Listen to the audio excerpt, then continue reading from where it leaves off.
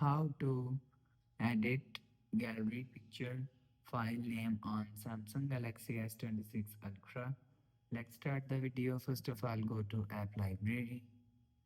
Here, click on Gallery app. After click on Gallery app, click on this folder and click on Picture.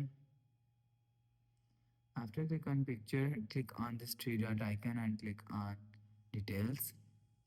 After click on Details, click on Edit, and you will see if you want to edit gallery picture file name, click on File Name, and you will see and enter your new gallery picture file name.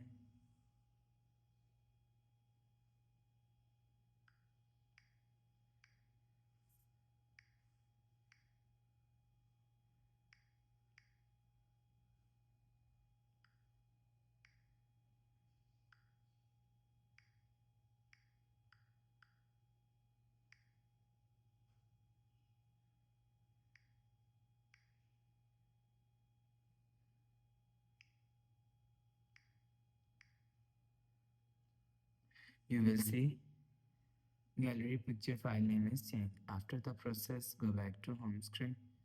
So that's how you can edit gallery picture file name on Samsung Galaxy S26 Ultra. If you like the video, please subscribe. Thanks for watching.